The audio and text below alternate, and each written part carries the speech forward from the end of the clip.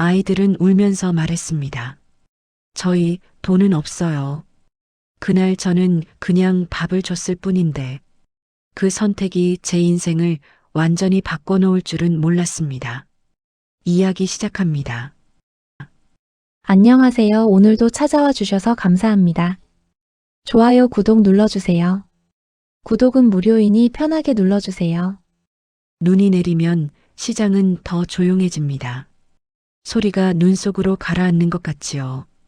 인천 구도심 재래시장 끝자락 셔터가 반쯤 내려온 가게들 사이로 작은 불빛 하나가 남아 있었습니다. 낡은 간판에 적힌 네 글자 옹기분식. 튀김 기름이 끓는 소리가 조용한 골목을 붙잡아 두고 있었습니다. 가게 안에는 서복희가 있었습니다. 67. 손목에는 오래된 통증이 붙어 살았고 허리는 늘 굽어 있었습니다. 그래도 복희는 매일 같은 시간에 가게 문을 열었습니다. 이곳은 일을 하는 장소이기도 했지만 더 정확히는 버티는 자리였어요. 복희는 카운터를 닦다가 유리창을 한번 쓸어봤습니다. 손끝에 습기가 묻었습니다. 밖은 하얗게 흐렸고 비닐 커튼 위로 눈이 들러붙었습니다. 옹기분식은 원래 지금보다 조금 더 컸습니다. 예전엔 남편이 있었습니다. 남편은 튀김손 옆에서 오늘은 오징어가 잘 들어왔다 같은 말을 했고 복희는 떡볶이 양념을 보며 단맛이 조금 세뇌하고 맞받아치곤 했지요. 말은 툭툭 던져도 둘 사이엔 오래된 호흡이 있었습니다. 서로의 손이 어디로 가는지 알고 다음 동작이 무엇인지 알았습니다. 그 호흡으로 30년을 버텼습니다. 하지만 남편이 떠난 건 어느 겨울이었습니다. 장례를 치르고도 시장은 돌아갔고 사람들은 다시 먹고 마시고 흘러갔습니다. 복희만 멈춰 있는 것 같았지요. 그 뒤로는 혼자였습니다. 프랜차이즈 분식집이 골목 입구에 들어선 뒤부터는 더 빠르게 변했습니다. 밝은 조명, 큰 메뉴판, 세트라는 단어들. 사람들은 가게 앞에서 잠깐 멈췄다가도 결국 그쪽으로 걸어갔습니다. 옹기분식의 튀김 냄새는 그대로인데 발걸음이 줄어드는 건 이상하게도 복희의 잘못처럼 느껴졌습니다. 복희는 가끔 스스로에게 물었습니다. 내가 뭘 더 잘해야 하지. 그러다 곧 마음을 접었습니다. 더 잘하는 일은 젊은 사람들의 몫이라는 생각이 들었지요. 복희가 할 수 있는 건 매일 같은 맛을 지키는 것뿐이었습니다. 그리고 그게 남편에게 마지막으로 지킬 약속 같았습니다. 그날도 복희는 문 닫을 시간을 계산하고 있었습니다. 계산기 위로 손이 잠깐 멈췄습니다. 손님은 많지 않았고 기름은 다 써가고 전기세 고지서가 머릿속을 찔렀습니다. 복희는 튀김솥에 불을 줄였습니다. 기름이 조용히 가라앉는 소리가 났습니다. 그 소리를 들으면 마음이 더 무거워지곤 했습니다. 오늘은 여기까지라는 뜻 같아서요. 복희는 벽에 걸린 작은 액자를 바라봤습니다. 남편 사진은 아니었습니다. 오래전에 시장 사람들과 찍은 단체 사진이었지요. 젊은 복희가 가운데서 웃고 있었습니다. 그 얼굴을 보면 가끔 낯설었습니다. 저런 표정을 내가 할 때가 있었나 싶어서요. 복희는 혼잣말처럼 내뱉었습니다. 이제 그만 접어야 하나. 말끝이 흐려졌습니다. 대답해 줄 사람이 없다는 사실이 더 선명해졌지요. 그때였습니다. 비닐 커튼이 아주 작게 흔들렸습니다. 바람이 아니었습니다. 누군가가 밖에서 망설이며 서 있는 기척이었습니다. 복희는 고개를 들었습니다. 유리창 너머로 작고 어두운 그림자 둘이 보였습니다. 키가 낮았습니다. 어른의 실루엣이 아니었어요. 복희는 순간 움직임이 늦어졌습니다. 이런 시간에 아이가 시장에 있을 이유가 없지요. 복희는 앞치마를 고쳐 메고 문 쪽으로 걸어갔습니다. 손이 먼저 비닐을 젖혔습니다. 차가운 공기가 얼굴을 때렸습니다. 밖에는 아이 둘이 서 있었습니다. 오빠로 보이는 아이는 동생의 어깨를 자기 몸으로 가리고 있었습니다. 동생은 고개를 숙이고 두 손을 꼭 쥐고 있었지요. 둘 다 얇은 옷차림이었습니다. 입술은 창백했고 볼은 얼어 있었습니다. 복희가 낮게 물었습니다. 이 시간에 뭐하니? 오빠가 잠깐 고개를 들었습니다. 눈이 컸습니다. 그런데 그 눈동자에 들어있는 건 당돌함이 아니라 겁과 미안함이었습니다. 아이는 입을 열었다가 닫고 다시 겨우 말을 꺼냈습니다. 저희 그냥 냄새가 좋아서요. 잠깐 멈추더니 더 작은 목소리로 덧붙였습니다. 돈은 없어요. 그 한마디가 복희의 가슴을 툭 치고 들어왔습니다. 배고프다보다 먼저 죄송하다가 나오는 아이의 말투. 복희는 그 말투를 알고 있었습니다. 복희도 어릴 때 그랬습니다. 복희는 잠깐 시선을 피했습니다. 아이들 앞에서 표정이 무너질까 봐서요. 그리고 다시 아이들을 보았습니다. 오빠는 동생 손을 더 세게 잡고 있었고 동생은 작은 어깨를 떨고 있었습니다. 복희는 입술을 한번 다물었다가 짧게 말했습니다. 추운데 그러고 있지 말고. 말을 고르는 것처럼 잠깐 멈춘 뒤 더 낮은 목소리로 이어갔습니다. 들어와서 앉아. 따뜻한 거 먹고 가.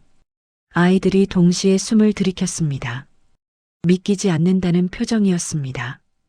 오빠는 정말요? 라고 묻고 싶어 했지만 말을 삼켰습니다. 대신 고개를 꾸벅 숙였습니다. 동생은 눈을 깜빡이다가 눈가가 금방 붉어졌습니다. 복희는 아이들을 재촉하듯 비닐 커튼을 더 걷어주었습니다. 빨리 들어와. 바람 더 차다. 아이들은 서로 눈치를 보며 한 발 또 한 발 가게 안으로 들어왔습니다. 젖은 신발에서 물기가 뚝뚝 떨어졌습니다. 복희는 뒤돌아 튀김소 쪽으로 걸어갔습니다.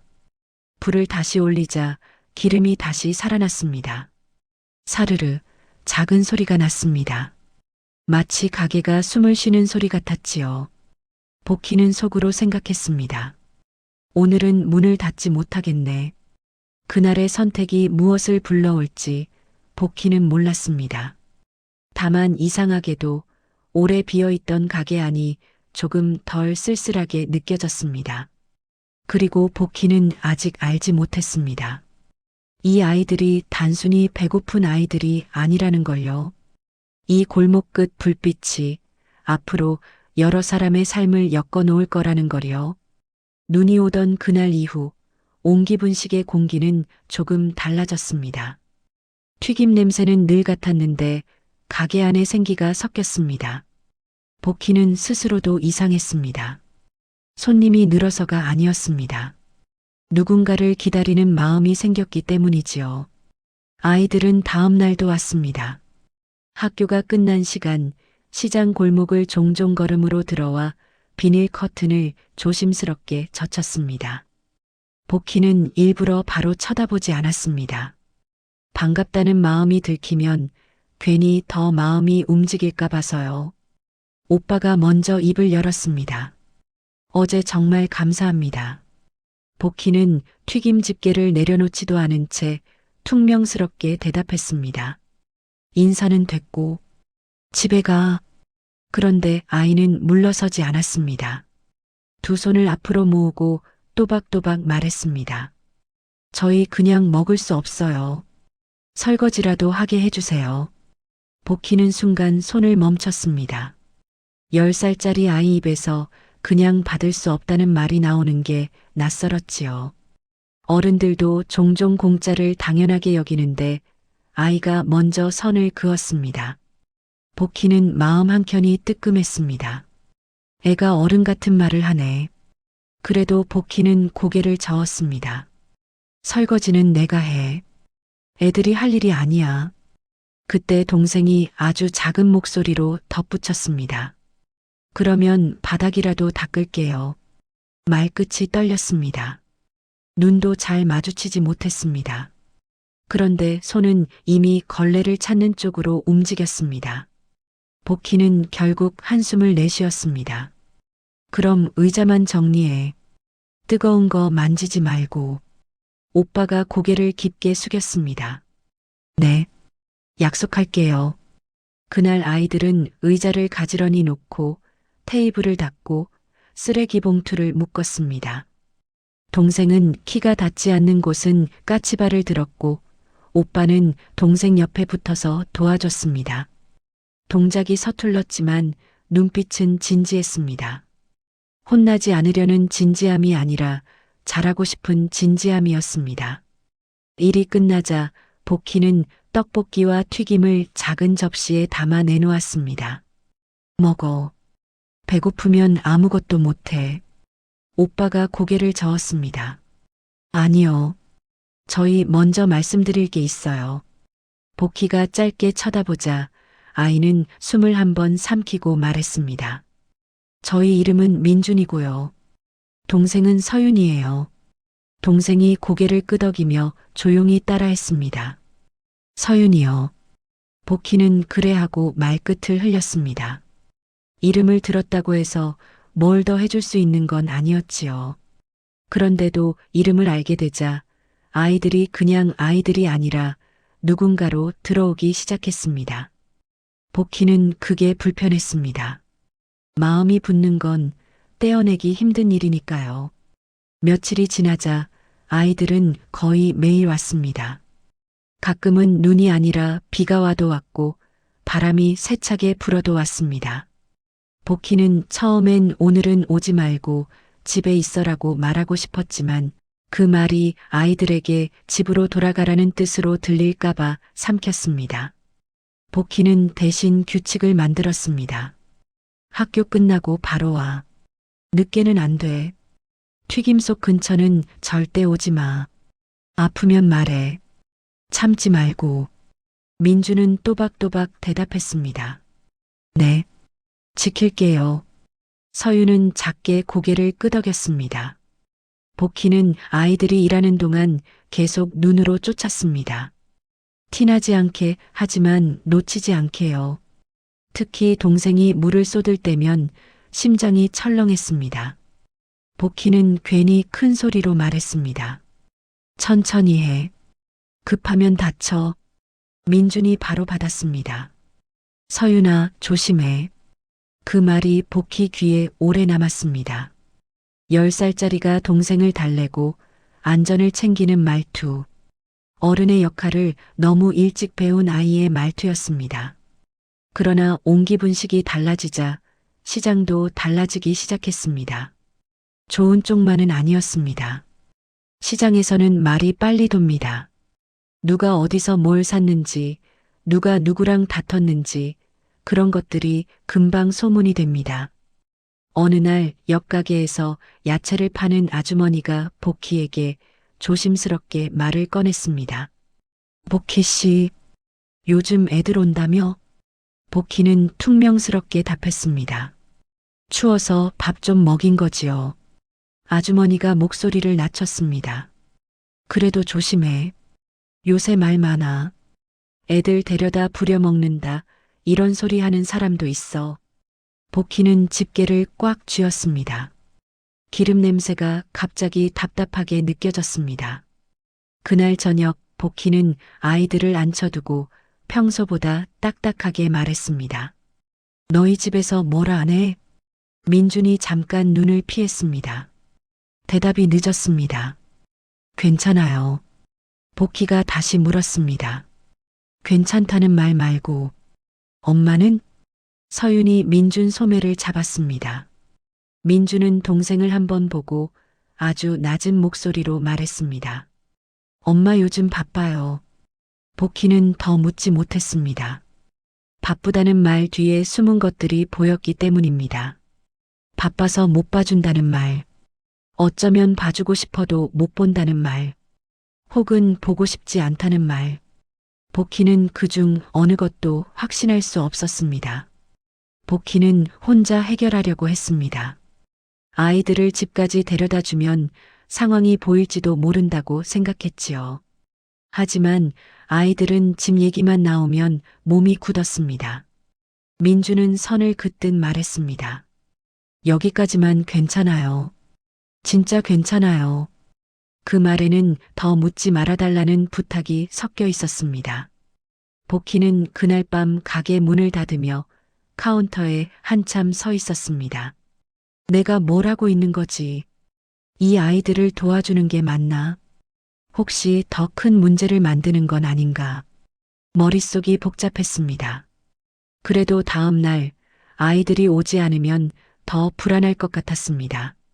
오면 안심이고 오지 않으면 무슨 일이 생긴 것 같았으니까요. 마음이 이렇게 움직이는 게 복희는 두려웠습니다. 며칠 뒤 사건은 예상치 못한 방향으로 터졌습니다. 가게가 한가한 오후였습니다. 서윤이 바닥을 닦고 민준이 수저통을 정리하던 순간 비닐 커튼이 거칠게 들쳐졌습니다.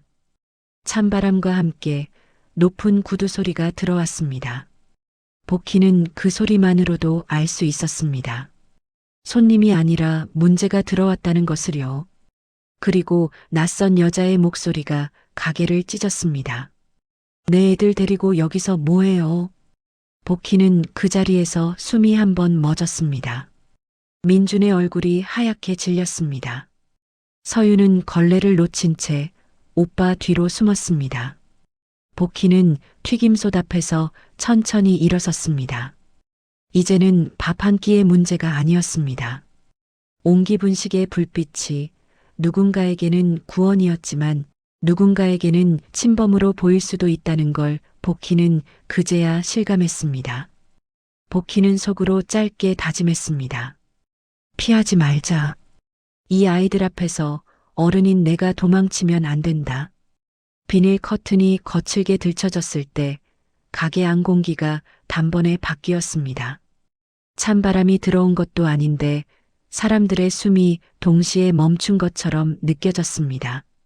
문 앞에 서 있던 여자는 숨이 가팠습니다. 화장이 번진 얼굴, 정리되지 않은 머리, 날이 선 눈빛. 민주는 그 얼굴을 보는 순간 몸이 굳었습니다. 서윤은 아무 말 없이 오빠 뒤로 숨었습니다.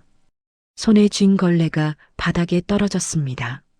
내 애들 여기서 뭐 하는 거예요? 목소리는 컸고 빠르며 날카로웠습니다.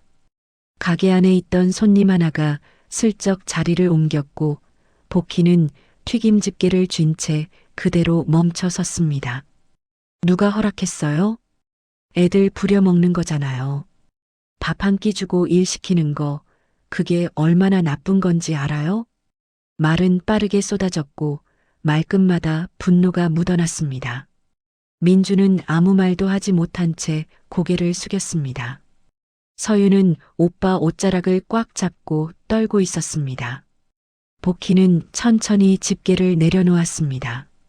그리고 조심스럽게 말했습니다. 어머님, 오해하신 겁니다. 저는 그저 오해요? 여자는 말을 자르듯 소리쳤습니다. 지금 이게 오해예요? 애들 일 시키고 밥 주는 게 선심 쓰는 건 줄 아세요? 그 말에 복희의 얼굴이 굳었습니다. 가게 안은 조용해졌습니다. 기름 끓는 소리만 작게 들렸습니다. 복희는 한 걸음 앞으로 나섰습니다. 목소리는 크지 않았습니다. 오히려 낮고 느렸습니다. 애들 처음 왔을 때요. 발이 얼어 있었어요. 입술이 파랬고 냄새만 맡고 돌아가려고 서 있었어요. 여자는 잠깐 말을 잃었습니다. 그러나 이내 이를 악물고 대답했습니다. 그래서요? 그게 내 잘못이에요? 복희는 잠시 말을 멈췄습니다. 이 말은 쉽게 할 수 있는 말이 아니었기 때문입니다. 하지만 그 뒤에 서 있는 아이들을 보고 복희는 더 이상 물러설 수 없었습니다. 잘못을 따지자는 게 아닙니다. 그냥 아이들은 누군가가 봐줘야 합니다. 그 순간 민준이 작은 목소리로 말했습니다. 엄마, 저희가 부탁한 거예요. 서윤도 고개를 끄덕였습니다. 할머니가 시킨 거 아니에요. 여자의 얼굴이 일그러졌습니다. 분노인지 당황인지 아니면 두 감정이 섞인 것인지 알 수 없었습니다. 너희는 가만히 있어. 그 말에 아이들은 다시 입을 다물었습니다. 복희는 그 모습을 보고 마음 한구석이 무너졌습니다. 아이들이 말하는 법보다 침묵하는 법을 먼저 배운 얼굴이었습니다. 어머님, 복희가 다시 말했습니다. 아이들이 잘못한 건 없습니다. 그리고 저는 이 아이들한테 돈 받은 적 없습니다. 여자는 씁쓸하게 웃었습니다. 그럼 뭔데요? 동정이에요? 불쌍해서요? 그 말이 가게 안에 떨어졌습니다. 복희는 그제야 알았습니다. 이 싸움은 논리로 풀 수 있는 게 아니라는 걸. 여자는 지쳐 있었습니다. 화가 나 있었고 세상에 쫓기듯 살고 있었습니다. 그 분노의 끝에 아이들이 서 있었을 뿐이었습니다. 복희는 더 이상 설명하지 않았습니다. 대신 천천히 아이들 쪽을 바라봤습니다. 민준아. 아이의 이름을 부르자 민준이 움찔했습니다. 서윤이 손잡고 이리 와. 아이들이 머뭇거리며 다가왔습니다. 복희는 두 아이를 번갈아 보며 말했습니다. 너희 배고플 때 제일 무서운 게 뭔지 아니? 아이들은 대답하지 못했습니다. 배고픈 게 아니라 아무도 나를 보지 않는 거야. 그 말에 가게 안이 조용해졌습니다. 여자도 아이들도 아무 말도 하지 못했습니다. 복희는 여자를 바라봤습니다. 눈을 피하지 않고 똑바로. 아이들은 잘 크고 싶어서 여기에 온 겁니다. 돈 벌려고도 아니고 도망치려고도 아니에요. 그냥 누군가가 자기들 이름 불러주길 바랐을 뿐입니다. 여자의 눈이 흔들렸습니다. 그동안 꼭 눌러두고 있던 감정이 표정으로 올라왔습니다. 나도 알아요. 여자의 목소리가 갈라졌습니다. 근데 나도 어떻게 해야 할지 몰랐어요. 그 말이 나오자 힘이 빠졌는지 여자는 벽에 기대섰습니다. 민준이 조심스럽게 다가갔습니다. 엄마 괜찮아. 서윤도 따라와 엄마를 안았습니다. 잠시 아무 말도 없는 시간이 흘렀습니다. 누군가 우는 소리도 화내는 소리도 없었습니다. 다만 숨소리만 있었습니다. 그날 여자는 아이들을 데리고 가게를 나섰습니다. 고개를 숙인 채 아무 말도 하지 않고 문이 닫힌 뒤 복희는 한동안 그 자리에 서 있었습니다. 다리에 힘이 풀려 의자에 주저앉았습니다. 이게 맞았을까? 괜히 나선 건 아닐까? 아이들한테 더 상처를 준 건 아닐까? 마음이 무거웠습니다. 도와주려 했는데 도와줄 수 없다는 사실이 더 크게 느껴졌습니다. 그날 밤 복희는 가게에 불을 끄지 못했습니다. 불 꺼진 가게 안에서 혼자 오래 앉아 있었습니다. 튀김 냄새도 기름 소리도 없는 조용한 공간에서 생각했습니다. 나는 뭘 할 수 있지? 어디까지가 내 몫이지? 그러다 문득 남편의 말이 떠올랐습니다. 사람은 밥으로 사는 게 아니라 기억으로 산다. 복희는 그 말을 곱씹었습니다. 아이들에게 자신이 해준 건 밥 한 끼였을까 아니면 기억이었을까? 그리고 그 순간 복희는 깨달았습니다. 지금 필요한 건 참견이 아니라 도망치지 않고 지켜보는 것이라는 걸. 다음 날 아침 복희는 평소보다 일찍 가게 문을 열었습니다. 언제 올지 모를 아이들을 기다리기 위해서였습니다. 그리고 마음속으로 조용히 결심했습니다. 이번엔 도망치지 않겠다. 아이들이 다시 온다면 그때는 끝까지 보겠다.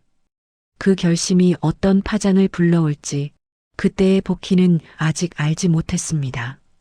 다만 분명한 건 하나였습니다. 이제 이 일은 단순한 분식집의 이야기가 아니라는 것. 그리고 이 위기는 끝이 아니라 시작이라는 것이었습니다. 복희는 다음 날 아침 평소보다 1시간 일찍 가게 문을 열었습니다. 가게 안이 아직 차가웠습니다. 히터를 켜도 바닥의 냉기는 쉽게 가시지 않았지요. 복희는 떡볶이 냄비에 물을 붓고 양념을 풀었습니다. 손이 익숙하게 움직였습니다. 그래도 마음은 자꾸 문 쪽으로 갔습니다. 아이들이 올까? 어제 일로 겁먹고 다시는 안 올까? 복희는 괜히 수저통을 한 번 더 닦았습니다. 테이블도 한 번 더 정리했습니다. 사람이 오지 않아도 누군가를 맞을 준비를 한다는 것 자체가 복희에게는 의지였습니다. 도망치지 않겠다는 약속이었지요. 점심 무렵 비닐 커튼이 아주 조심스럽게 들렸습니다. 민준이 먼저 들어왔습니다. 얼굴이 어제보다 더 굳어 있었습니다. 서윤은 문 앞에서 한참 머뭇거렸습니다. 눈을 내리깔고 손가락을 꼼지락거리며 오빠 뒤에 붙어 있었습니다. 복희는 일부러 큰 반응을 보이지 않았습니다. 반가움을 먼저 내보이면 아이들이 더 불안해할까 봐서요. 복희는 짧게 말했습니다. 왔냐? 민주는 고개를 숙였습니다. 네. 어제 죄송했어요. 복희는 고개를 저었습니다. 너희가 왜 죄송해? 서윤이 그제야 아주 작게 말했습니다. 저희 오늘도 도와도 돼요? 복희는 잠깐 숨을 고른 뒤 짧게 대답했습니다. 응. 대신 천천히 해. 그날 아이들은 말이 적었습니다. 바닥을 닦다가도 문 쪽 소리만 나면 어깨가 움찔했고 밖에서 누가 크게 웃기라도 하면 얼굴이 굳었습니다. 복희는 그 모습을 보며 속으로만 긴 한숨을 쉬었습니다. 아이들의 공포는 말보다 몸에 먼저 남아 있었습니다. 복희가 할 수 있는 건 안정적인 반복을 만들어주는 일이었습니다. 같은 시간에 가게를 열고 같은 자리에서 떡볶이를 끓이고 같은 말로 아이들을 부르고 같은 규칙을 지키는 것. 그 반복이 아이들에게는 여긴 안전하다는 신호가 될 수도 있으니까요. 며칠이 지나자 민준의 어깨가 조금 내려왔습니다. 서윤도 비닐 커튼을 젖히는 손에 힘이 덜 들어갔습니다. 복희는 그 변화를 크게 말하지 않았습니다. 대신 작은 칭찬을 한마디씩 던졌습니다. 수저통, 오늘은 잘 정리했네. 민준이 놀란 듯 눈을 크게 뜨고 네 하고 답했습니다. 서윤아, 테이블 닦는 손이 빨라졌네. 서윤은 입꼬리를 아주 조금 올렸다가 다시 내렸습니다. 그래도 눈빛은 조금 밝아졌지요. 그런데 시장 사람들의 시선이 문제였습니다. 어제 난리가 났던 가게라는 소문은 금방 퍼졌고 어떤 사람들은 복희를 힐끔거리며 지나갔습니다. 애들 데려다 부려먹는다더라. 괜히 끼어들어서 일 키웠대. 그런 말이 복희 귀에도 들어왔습니다. 복희는 마음이 쓰렸지만 밖으로는 내보이지 않았습니다. 장사라는 건 만만이 아니라 시선과 소문도 버티는 일이라는 걸 복희는 너무 오래 배워왔으니까요. 다만 아이들이 상처받을까봐 걱정이 컸습니다. 그래서 복희는 아이들에게 조용히 말했습니다. 너희 밖에서 누가 뭐라 해도 듣지 마. 민준이 고개를 끄덕였습니다. 네, 저희 괜찮아요. 그 말이 또 마음을 아프게 했습니다. 아이들은 늘 괜찮다고 말했습니다. 괜찮아야 살아남는 얼굴이었지요. 며칠 뒤 예상치 못한 사람이 찾아왔습니다. 문이 조용히 열리고 한 여자가 들어왔습니다. 그날 소리치던 얼굴이 아니었습니다. 화장은 거의 없었고 목도리를 단정히 둘렀습니다. 눈밑은 여전히 어두웠지만 표정은 이전보다 훨씬 차분했습니다. 복희는 한눈에 알아봤습니다. 아이들의 엄마였습니다. 가게 안 공기가 긴장으로 굳었습니다. 서윤이 즉시 민준 뒤로 숨었습니다. 민준도 얼굴이 하얘졌습니다. 복희는 먼저 움직였습니다. 아이들 앞에 아주 조금 서서 짧게 말했습니다. 무슨 일로 오셨어요? 여자는 손을 꼭 쥔 채 한 걸음 다가왔다가 그 자리에서 멈췄습니다. 그리고 고개를 숙였습니다. 깊게, 오래, 그날은 죄송했습니다. 목소리가 떨렸습니다. 제가 제 정신이 아니었어요. 화가 났다기보다 들킬까봐 무서웠던 것 같아요. 복희는 아무 말도 하지 않았습니다. 침묵이 필요할 때가 있습니다. 말을 얹으면 진심이 가벼워질 때도 있으니까요. 여자는 다시 말을 이었습니다. 아이들이 집에 와서 아무 말도 안 하다가 제가 울기 시작하니까 그제야 말했어요. 엄마, 우리 밥 먹었어. 옹기분식에서. 그 말을 하는데 제가 숨이 막혔습니다. 민준이 조심스럽게 엄마를 바라봤습니다. 서유는 아직 고개를 들지 못했습니다. 여자는 아이들에게 시선을 옮겼습니다. 민준아, 서유나. 목소리를 낮추려고 애쓰는 흔적이 보였습니다. 엄마가 미안해. 엄마가 너희를 제대로 못 봤어. 바쁘다는 말로 다 덮어버렸어. 민준이 입술을 달싹이다가 간신히 말했습니다. 엄마, 우리 여기 오고 싶어서 온 거야. 할머니가 그냥 앉아서 먹으라고 했어. 그래서 무서운 게 조금 줄었어. 그 말에 여자의 눈에서 눈물이 떨어졌습니다. 서윤도 그제야 고개를 들었습니다. 눈이 빨갰습니다. 서윤은 아주 조용히 말했습니다. 엄마, 화내지 마. 우리 그냥 따뜻했어. 복희는 그 말을 듣는 순간 가슴이 먹먹해졌습니다. 아이에게 따뜻했다는 말이 얼마나 큰 고백인지 복희는 알았습니다. 따뜻함은 쉽게 말로 나오지 않습니다. 특히 추운 시간을 오래 산 사람에게는요. 여자는 복희 쪽으로 다시 고개를 돌렸습니다. 사장님, 저 다시 시작해 보려고요. 밤일은 그만두고 낮에 청소일이라도 구하려고요. 아이들 눈 보면서 살고 싶어요. 복희는 한참을 바라보다가 짧게 말했습니다. 늦은 건 아닙니다. 그리고 덧붙였습니다. 아이들 앞에서 말로만 하지 말고 시간을 내세요. 같이 밥 먹고, 같이 걷고, 그게 더 어렵지요. 여자는 고개를 끄덕이며 또 한 번 깊게 숙였습니다. 네, 하겠습니다. 그날 이후 작은 변화가 이어졌습니다. 엄마는 가끔 아이들과 함께 가게에 와서 인사를 했습니다. 사장님, 오늘도 감사합니다. 복희는 늘 짧게 받았습니다. 애들 밥 잘 챙겨요. 아이들은 전처럼 매일 오지는 않았습니다. 대신 가끔 왔습니다. 그러나 이제 그들의 발걸음은 달랐습니다. 도망치듯 오던 발걸음이 아니라 돌아오듯 오는 발걸음이었습니다. 시장에도 변화가 생겼습니다. 야채가게 아주머니가 툭 던지듯 말했습니다. 복희 씨, 그래도 참 잘했어. 애들 얼굴이 달라졌잖아. 생선가게 아저씨도 한마디 거들었습니다. 괜히 난리 난 거 아니더라. 어른이 해야 할 말은 해야지.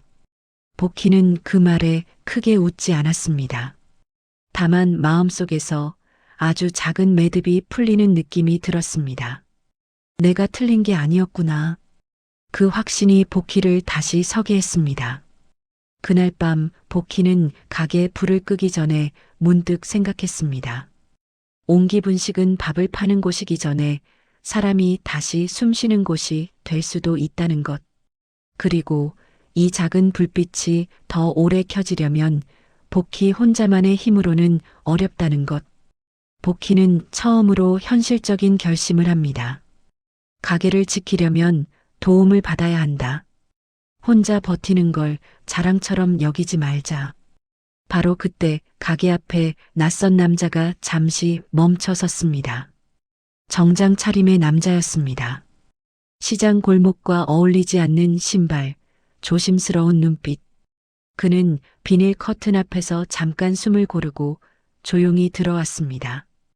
혹시 서복희 사장님 맞으십니까? 복희는 집게를 든 채 그 남자를 바라봤습니다. 이 남자가 누구인지 왜 왔는지 모릅니다. 다만 직감적으로 알 수 있었습니다. 지금까지의 회복이 작은 성과였다면 이 만남은 앞으로의 결말을 바꿀 큰 전환점이 될 거라는 것을요.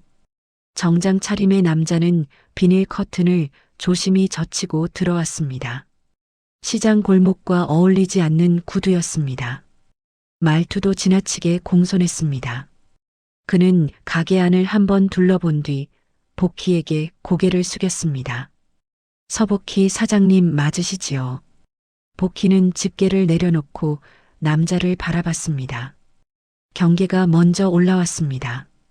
장사하는 사람은 낯선 정장 손님을 좋아하지 않습니다. 좋은 소식보다 복잡한 이야기를 들고 올 때가 많으니까요. 맞는데요. 누구세요? 남자는 명함을 두 손으로 내밀었습니다. 강도현이라고 합니다. 민준이랑 서윤이 외삼촌입니다. 복희의 눈이 잠깐 흔들렸습니다. 기억 속에는 그날 소리치던 엄마만 남아 있었는데 아이들에게도 가족이 있다는 사실이 다시 또렷해졌습니다. 남자는 잠시 숨을 고르고 말했습니다. 며칠 전 일을 들었습니다. 그리고 직접 보고 싶었습니다. 복희가 퉁명스럽게 물었습니다. 이제 와서요? 남자는 고개를 깊게 숙였습니다. 부끄럽습니다. 제가 더 일찍 움직였어야 했습니다. 복희는 말이 쉽게 나오지 않았습니다. 그동안 많은 밤을 혼자 고민했습니다. 아이들을 돕는 게 맞는지, 괜히 간섭하는 건지, 자신이 감당할 수 있는 일인지, 그 고민 끝에 겨우 도망치지 않겠다고 마음먹었는데, 이제 누군가가 나타나서 그 자리를 흔들려 하는 듯 했습니다. 복희는 단도직입적으로 말했습니다. 아이들한테 뭘 해주려고 왔어요. 남자는 잠시 머뭇거리다가 솔직하게 말했습니다. 아이들보다는 사실은 이 가게 때문입니다. 복희의 표정이 굳었습니다. 가게 때문이라고요? 남자는 고개를 끄덕였습니다. 제가 하는 일이 상권 조사와 운영 지원입니다. 시장 재생 사업도 같이 맡고 있고요. 옹기분식 이야기를 여기저기서 들었습니다. 그는 말을 고르듯 천천히 이어갔습니다. 사장님 가게는 사람들 기억에 남아있는 가게입니다. 그런데도 손님이 줄어서 폐업 고민 중이라는 소문도 들었습니다. 복희는 시선을 피했습니다. 소문은 참 빠르지요. 복희는 씁쓸하게 웃지도 못했습니다. 그 말이 사실이었기 때문입니다. 남자는 조심스럽게 제안했습니다. 제가 도와드리고 싶습니다. 간판 정비, 조명, 주방 동선, 위생 설비, 그리고 홍보까지요. 복희는 바로 고개를 저었습니다. 난 내가 바라고 애들 밥 준 거 아닙니다. 남자가 고개를 끄덕였습니다. 알고 있습니다. 그래서 더 도와드리고 싶습니다. 마음으로 만든 가게가 사라지는 걸 저는 보고 싶지 않습니다. 복희는 그 말을 듣고도 쉽게 마음이 풀리지 않았습니다. 도움은 고맙지만 도움은 늘 조건을 가져오기 마련입니다. 복희는 천천히 물었습니다. 그럼 내가 뭘 해야 하는데요? 남자는 단호하게 말했습니다. 사장님은 그대로 하시면 됩니다. 맛을 지켜주시면 됩니다. 다른 건 제가 책임지겠습니다. 복희는 오래 침묵했습니다. 기름 끓는 소리만 났습니다. 그 사이로 복희의 마음도 천천히 끓었습니다. 혼자 버티는 게 자랑이었나? 사람을 살리는 가게라면서 정작 내가 쓰러지면 끝나는 가게가 되는 건가? 복희는 결국 낮게 말했습니다. 조건 하나 있어요. 남자가 고개를 들었습니다. 무엇이든 말씀하십시오. 복희는 짧게 대답했습니다. 맛은 못 바꿉니다. 남자는 바로 웃었습니다. 그게 제가 제일 지키고 싶은 조건입니다. 그렇게 옹기분식은 조금씩 바뀌기 시작했습니다. 낡은 조명이 바뀌고 간판 글씨가 또렷해졌습니다. 주방 바닥은 덜 미끄러워졌고 동선은 편해졌습니다. 그래도 복희의 손은 변하지 않았습니다. 떡볶이 양념은 예전처럼 천천히 풀었고 튀김은 기름 온도를 눈으로 확인했습니다. 복희는 여전히 큰 말을 하지 않았습니다. 다만 매일 가게 문을 열었고 손님에게 따뜻한 접시를 내놓았습니다. 신기하게도 손님이 다시 늘었습니다. 간판이 밝아져서 들어왔어요. 옛날 생각나서요. 그 말들이 복희에게는 매일 한 번씩 건네는 격려처럼 들렸습니다. 아이들도 가끔 가게에 들렀습니다. 예전처럼 매일 오지는 않았습니다. 그게 오히려 좋았습니다. 아이들이 여기에 붙잡혀 사는 게 아니라 자기 집으로 돌아가 살기 시작했다는 뜻이니까요. 엄마도 변했습니다. 낮 일자리를 구했고 늦게라도 아이들과 같이 밥을 먹으려고 애썼습니다. 복희는 그 모습을 조용히 지켜봤습니다. 큰 칭찬은 하지 않았습니다. 대신 아주 짧게 말했습니다. 잘하고 있어요. 어느덧 15년의 시간이 흘렀습니다. 복희는 여전히 가게에 섰습니다. 그러나 몸은 예전 같지 않았습니다. 손에 힘이 덜 들어가고 오래 서 있으면 숨이 가빴습니다. 복희는 이제는 준비해야 한다는 생각을 자주 했습니다. 준비라는 건 내려놓을 준비이기도 했습니다. 그 겨울 저녁이었습니다. 가게가 조금 바쁠 때였지요. 복희는 튀김을 건지다가 갑자기 손을 멈췄습니다. 가슴이 조여왔고 시야가 흔들렸습니다. 잠깐. 복희는 말끝을 잇지 못하고 그대로 주저앉았습니다. 그 뒤는 희미했습니다. 사람들의 목소리, 의자 끌리는 소리, 누군가 119를 외치는 소리. 복희는 눈을 감으면서 마지막으로 생각했습니다. 가게 불은 꺼지면 안 되는데. 병실에서 눈을 떴을 때 형광등 빛이 낯설었습니다. 복희는 천천히 고개를 돌렸습니다. 그리고 한 여자가 침대 옆에 앉아 있는 걸 봤습니다. 흰 가운을 입고 있었습니다. 두 손으로 복희의 손을 꼭 잡고 있었습니다. 할머니, 괜찮으세요? 그 목소리에 복희는 눈을 크게 떴습니다. 너. 여자가 작게 웃었습니다. 서윤이에요. 기억하시지요? 복희는 한동안 말을 잇지 못했습니다. 목이 메었습니다. 서윤은 눈가가 붉었습니다. 그러나 울음을 삼키며 또박또박 말했습니다. 그날 할머니가 저희한테 해준 말 아직도 기억해요. 앉아서 먹어. 그 말이 저한텐 처음으로 안전한 말이었어요. 복희가 떨리는 목소리로 물었습니다. 간호사 됐냐? 서윤이 고개를 끄덕였습니다. 네, 누군가를 살리고 싶었어요. 그때 할머니처럼요. 문이 열리고 또 한 사람이 들어왔습니다. 깔끔한 코트, 단정한 머리. 그 얼굴은 어른이 되었지만 눈빛은 어딘가 낯설지 않았습니다. 민준이었습니다. 민준은 침대 앞에서 깊게 고개를 숙였습니다. 할머니, 오랜만입니다. 복희는 힘겹게 웃었습니다. 너 많이 컸네. 민준은 낮게 말했습니다. 할머니 덕분입니다. 잠시 침묵이 흘렀습니다. 민준이 조심스럽게 말을 꺼냈습니다. 저 할머니, 아니 사장님께 부탁드리고 싶은 게 있습니다. 복희가 눈을 깜빡였습니다. 뭔데? 민준은 숨을 한번 고르고 말했습니다. 옹기분식, 제가 이어가고 싶습니다. 저는 지금도 요리를 하고 있습니다. 하지만 언젠가 진짜 제 가게를 하고 싶었어요. 사장님이 해주신 그 한 끼가 제 인생을 정했습니다. 서윤도 조용히 덧붙였습니다. 저도 도울게요. 사장님 혼자 버티게 두지 않을게요. 복희는 눈을 감았다 떴습니다. 눈물이 날 것 같았지만 크게 흔들리고 싶지 않았습니다. 대신 아주 짧게 물었습니다. 쉽지 않다. 민준이 고개를 들었습니다. 알고 있습니다. 그래서 배우고 싶습니다. 며칠 뒤 복희는 퇴원했습니다. 가게 문을 다시 열었을 때 옹기분식 안공기가 익숙하게 안겼습니다. 복희는 카운터에 앉아 민준이 튀김솥 앞에 서 있는 모습을 보았습니다. 손이 약간 서툴렀고 긴장한 기색이 얼굴에 가득했습니다. 복희는 크게 말하지 않았습니다.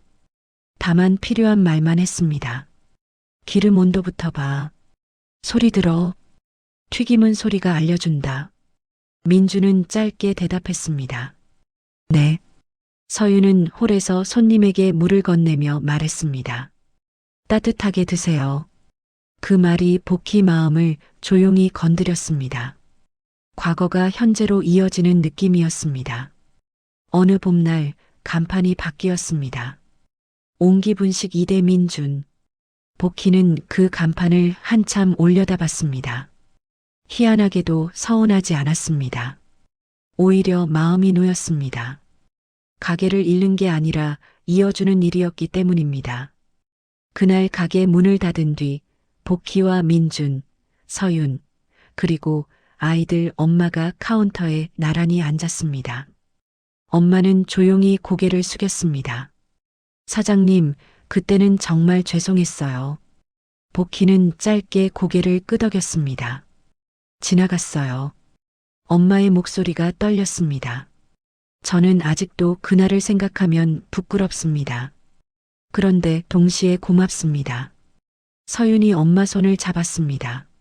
엄마, 우리 지금 이렇게 있잖아. 민준도 낮게 말했습니다. 사장님이 해준 건 밥 한 끼가 아니었어요. 복희는 잠깐 눈을 내리깔았습니다. 그리고 아주 조용히 말했습니다. 나는 대단한 사람 아닙니다. 그냥 눈 오는 날 애들이 너무 추워 보였어요.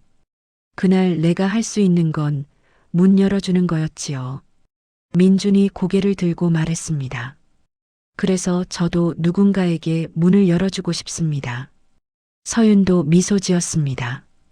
옹기분식이 그런 곳이었으면 좋겠어요. 누구든 잠깐 쉬어갈 수 있는 곳. 복희는 그 말을 듣고 아주 작게 웃었습니다. 기름 냄새가 퍼진 가게 안에서 복희는 잠시 과거를 떠올렸습니다. 눈 내리던 밤, 문 앞에 서 있던 작은 그림자 둘. 그 손을 잡고 들어오게 했던 자신의 한마디. 그리고 지금 같은 자리에 더 많은 온기가 앉아 있다는 사실. 복희는 마지막으로 짧게 말했습니다. 그래요. 아이들은 돈으로 크는 게 아니에요. 누군가의 마음으로 크지요. 옹기분식의 불빛은 오늘도 켜집니다. 누군가에게는 그냥 분식집 불빛일 뿐입니다. 하지만 누군가에게는 다시 살아가게 하는 작은 신호가 됩니다. 그리고 그 온기는 한번 켜지면 쉽게 꺼지지 않습니다. 사람이 사람에게 건네는 마음은 생각보다 오래 남으니까요.